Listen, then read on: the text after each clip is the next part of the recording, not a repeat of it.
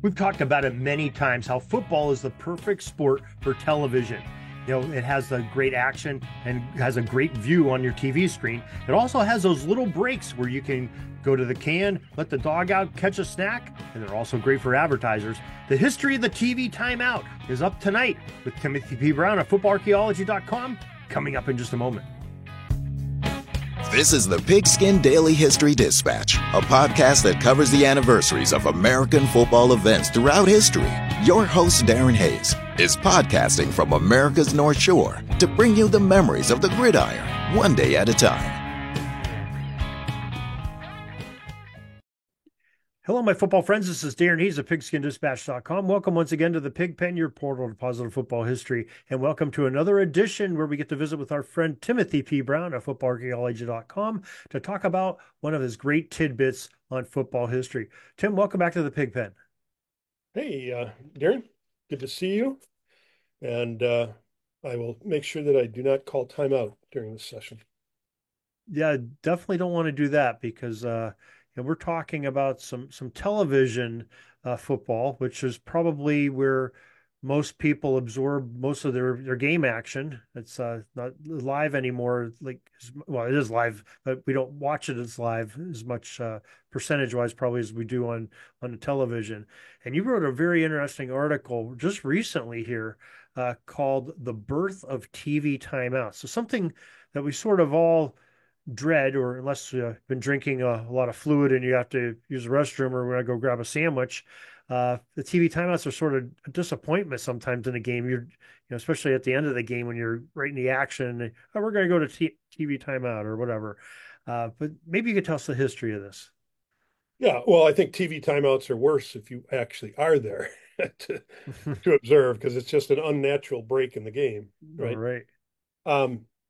Yeah, so if you think about it, um, when obviously initially people just attended games. There was no other way to see or view or hear about football. Then we went to radio, and in radio, even if you listen to like a baseball game, the announcers will slip in some comment about the local car dealer or the restaurant or whatever it is, and and if you're listening to the game, you don't know what's happening or not, so you're able, they can kind of stop and start telling, a commercial story, and just kind of weave it in with their commentary about the game. Whereas once television came along, then all of a sudden, it's either, they didn't have split screen or anything like that, no score bugs. So it was either they were either showing the game or they were showing a commercial. But if you're the broadcasters, they wanted to make sure that they had enough breaks in a game to show however many commercials they sold for that game. And so, um, there were times that they kind of struggled to do that. And like, if you think about it today, in NCAA and NFL, you generally have 8 commercial breaks per half. You've got one at the end of the first and second quarter, and you've got the 2-minute warnings. Then beyond that, you have commercial breaks when there's following field goal attempts, 1 or 2 point conversion attempts, possession changes due to a punt, kickoff, or turnover. You've got injury stoppages, instant replay challenges, and then when teams call timeouts. But now some of those things didn't exist back in the day. There were no instant replay challenges. There, back then there wouldn't have been 2 point conversions either. But in any event, so there were times when there just weren't enough natural stoppages in play to get all the commercials into a game that they wanted per half. And so the first group to actually implement TV timeouts was the NBA. They did it in their 57-58 season. And then it got picked up by football in 58. And so let me just return to the NBA thing. What they would do is the coaches had had a timeout available to them, but if they didn't call one by a specific time in the half, um, then the referee would call a timeout and charge it to the team. So it wasn't an official timeout. So it was kind of a use it or lose it kind of thing. Um, so in football, what they did is they basically they kind of copied it, and they said, okay, if there isn't a timeout by 10 minutes into the first or third quarter, then they would call a commercial timeout. Now, when you think about that compared to today, I mean, can you remember the last time that you watched a football game of some kind of national regional broadcast where where there was 10 minutes of elapsed play Hmm. without a timeout, without a No. commercial? I mean, I certainly don't remember that, but maybe when I was a kid it was like that. But um, so I mean, it's just you can't even fathom 10 minutes going by before there was a commercial. But that was the rule, so it just tells you, number one, they didn't have as many commercials, right? Um, and but even then, at the time that they did that, there was an uproar. People in the press complained that they were, interrupting the game. It was going to change the flow of the game, and all this rigmarole. Um, and it was kind of like, where does this stop?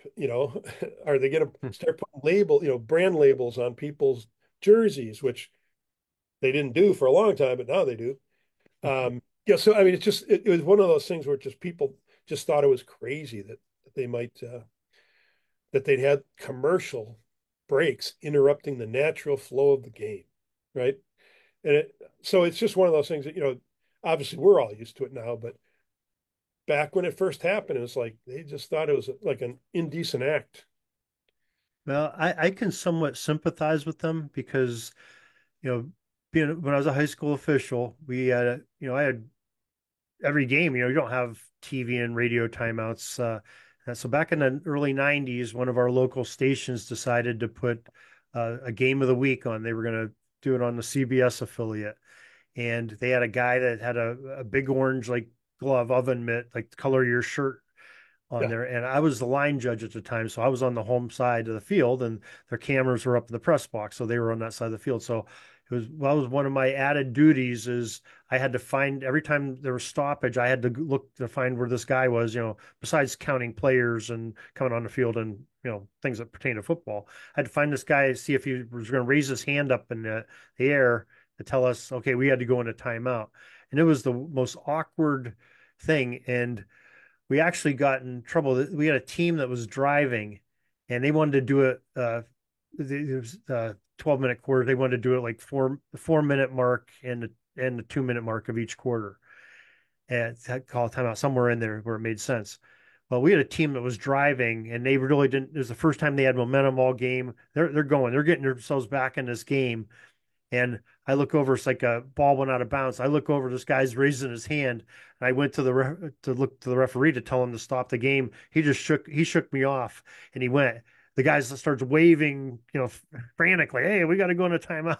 yeah, I'm like, we're not stopping, pal. We're going until yeah. they scored or something, and we let him. But yeah, he was kind of miffed at us at halftime. But Whatever.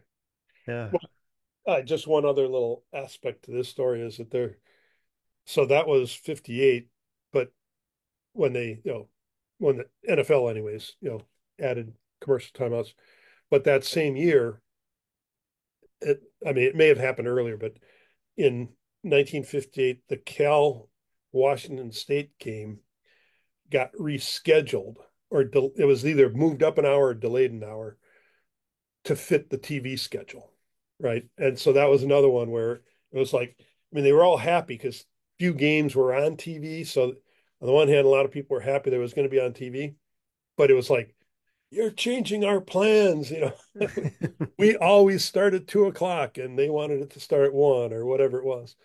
And so, yeah, I mean, it's just one of those things that just what seemed like a really abnormal intrusion in the game.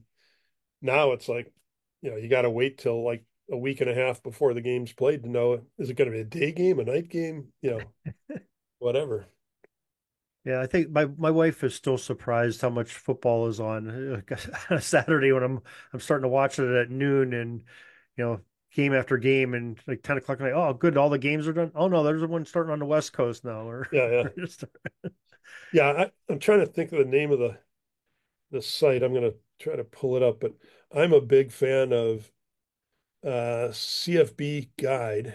Yeah, so it's just uh, CFB.guide. And so that's what I use, because it just lists, it's got kind of this little picture thing and the time frames, and then it updates the scores.